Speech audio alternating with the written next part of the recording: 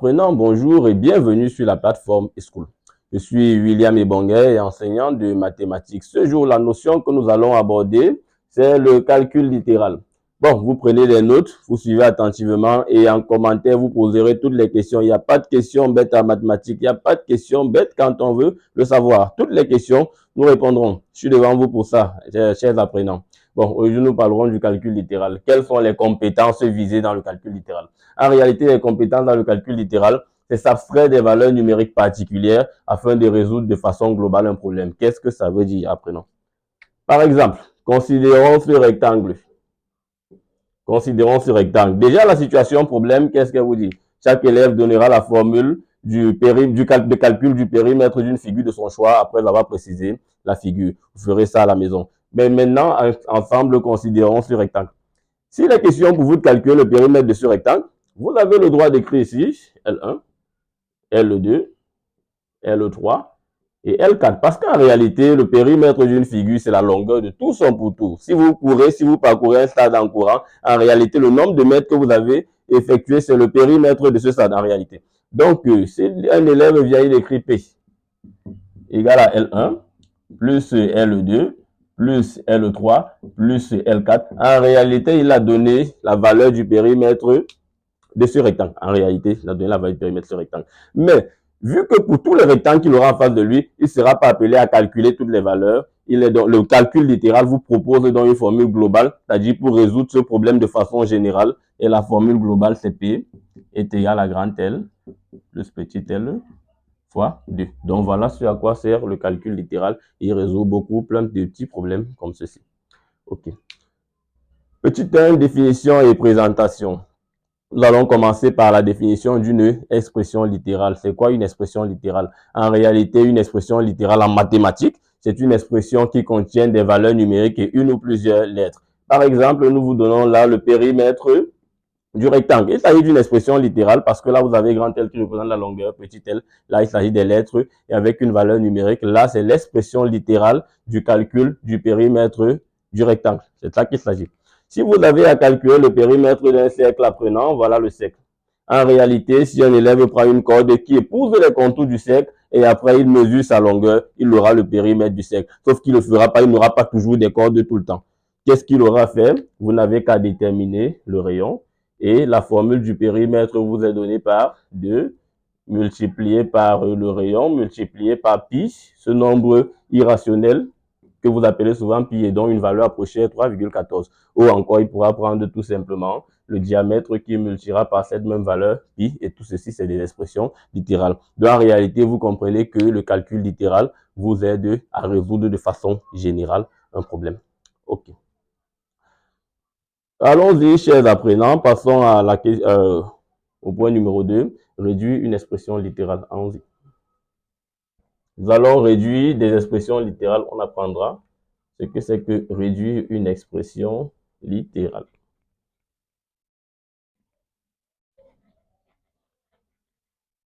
Voici quelques exemples d'expressions littérales.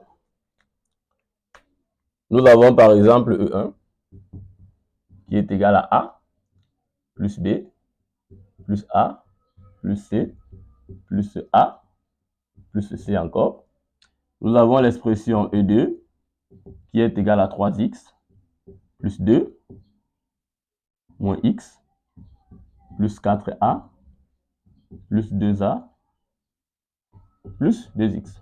Voilà deux expressions littérales. En réalité, que veut dire réduire une expression littérale apprenant? Réduire une expression littérale veut dire l'écrire avec le moins de termes possible. Vous voyez l'expression E1, elle a combien de termes? Nous avons 1, 2, 3, 4, 5, 6 termes. Nous allons l'écrire avec moins de 6 termes. La réduire, c'est l'écrire avec un maximum de 5 termes. Donc, nous devons écrire avec moins de 6 termes pour la réduire. Allons-y voir. Commençons par l'expression E1, chers apprenants. Pour réduire une expression littérale, qu'est-ce qu'il est judicieux de faire? D'abord, regrouper tous les termes qui sont pareils. On regroupe tous les termes qui sont pareils. Nous avons les A, nous avons les B et les C. On regroupe les A. Voici une valeur de A. En voici une autre. Et voilà les trois valeurs de A. Nous avons non A, plus A, plus A. Voilà les valeurs de A. Ensuite, on passe à B. Et l'ordre n'importe pas. Après A, vous pouvez passer à C ou bien vous pouvez même commencer par B. Ce n'est pas un problème. Après, nous passons à B. Voici la seule valeur de B que nous avons. La voici. Et ensuite, les valeurs de C, nous avons cette valeur de C et cette autre valeur de C. Voilà. Vous savez, les mathématiques, c'est une histoire d'étape. On va étape après étape. Dans la première étape, il était question pour nous de regrouper les valeurs qui sont pareilles. Après, nous allons les additionner. Si vous avez A plus A plus A, en réalité, ça va donner 3A. Parce que dans le calcul littéral, quand vous avez une valeur comme A, en réalité, ça veut dire 1A, tout simplement. Oui, A veut dire 1A. Donc, si vous avez A plus A plus A, en réalité, c'est 1A plus 1A plus 1A. Si vous avez un ballon plus un autre ballon, il est clair que ça vous fait 2 ballons. Donc, si vous avez un A plus un autre A et plus un troisième A, naturellement, ça fait 3A, chers apprenants. Ensuite, B, il est seul. Donc, il sera comme il est. Et ensuite, on a C plus C, ça va donner 2C. Bon, parfois, face à cette situation, vous avez envie d'écrire 3A plus B est égal à 3AB ou encore 4AB, je ne sais pas trop. Mais à ce niveau, quand vous avez des variables qui sont plus les mêmes, vous arrêtez. Je vais vous expliquer pourquoi, chers apprenants. Si papa rentre aujourd'hui, vous garde 3 bonbons. Maman rentre et elle vous garde 2 beignets. Vous direz, pas 2 beignets, changeons la variable. Elle vous garde 2 sucettes. Voilà, vous garde 2 sucettes. Vous direz pas, j'ai 3 bonbons. J'ai 5 bonbons sucettes. Ça ne se dira même pas, ça n'aura même pas de sens. Qu'est-ce que vous direz? J'ai 3 bonbons et j'ai 2 sucettes. Vous ne direz pas, vous n'allez pas multiplier et dire j'ai 6 bonbons sucettes. Ça ne se dira pas. Vous direz j'ai 3 bonbons et j'ai 2 sucettes. Par contre, si papa rentre, il vous garde 3 bonbons. Maman rentre, elle vous garde 2 autres bonbons. À ce moment, vous direz j'ai 5 bonbons parce que là, ils sont additionnables parce que c'est la même entité. On se comprend, les enfants. Voilà, c'est de ça qu'il s'agit. Passons donc à au développement E2. Nous allons le faire ensemble avant que je ne vous donne un petit devoir, chers apprenants. Nous avons ainsi l'expression E2. À ce niveau, qu'est-ce que nous faisons? Nous regroupons d'abord tous les thèmes qui sont pareils, exactement comme nous l'avons fait pour l'expression E1. Allons-y, gardez l'écoute, soyez attentifs, apprenants. Nous avons ici 3x. Ensuite, nous avons moins x. Et nous avons plus 2x. Voilà toutes les valeurs qui contiennent x. La première, la deuxième et la troisième, il peut en avoir un 10. Ensuite, nous avons 2. Lui, c'est un nombre réel. Enfin, nous avons 4a et 2 avoir les valeurs qui contiennent a, plus 4a, plus 2a.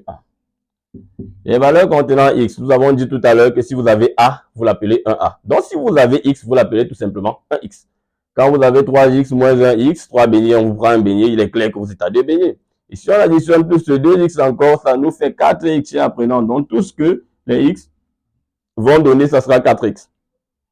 2, il est seul. Il n'y a pas de nombre réel, ça fait 2. Et 4a plus 2a, ça fait 6a. Souvenez-vous que tout à l'heure, nous avons dit qu'on n'additionne pas de nombre de variables différentes. Vous ne pouvez pas additionner 4x avec 2, c'est pas possible parce que 2 lui contient pas de x. Vous pouvez additionner 4x peut-être. S'il y avait 2x, ça nous ferait 6x. Mais là, il n'y a pas de x, c'est 4x plus 2. Vous laissez ainsi. Plus 6, vous laissez ainsi. Est-ce qu'on est d'accord? Quand vous avez a plus b, vous laissez la valeur telle qu'elle est. A plus b n'est pas égal à AB. Quand vous êtes plus petit, à l'école primaire, vous disiez souvent les mathématiques au secondaire, c'est les lettres A plus B égale à AB. Non, A plus B n'est pas égal à AB. A plus B, c'est A plus B parce que c'est deux entités différentes. On ne peut pas les additionner, on les laisse telles qu'elles sont. Bon, en ce qui concerne la réduction, je vous donnerai quelques petites expressions à réduire que vous allez me présenter en commentaire. Et ceux qui auront trouvé, la prochaine fois, ils auront quelques petits bonbons. Je vais vous donner ça comme petit devoir. Et en commentaire, vous allez me donner les solutions. Nous avons l'expression E3. Nous avons E4. Nous avons E5. Et E6. Nous verrons parmi vous qui sont les meilleurs. Qui ne sont pas des petits mangeurs de macabo. Nous avons E3 qui est égal à 3x. Plus Y. Plus 1x. Plus x. Moins 1y. Nous avons E4 qui est égal à 2x. Plus 3. Moins 5. Plus x. Moins 1. Nous avons E4 qui est égal à A, plus X, plus 3A, moins 5X. Et enfin, nous avons E6 qui est égal à 2X, plus 1. OK. Donc, j'attends vos réponses en commentaire et nous ferons le petit 3, produit et développement pour la prochaine fois. Merci d'avoir écouté. Bonne journée, chers apprenants.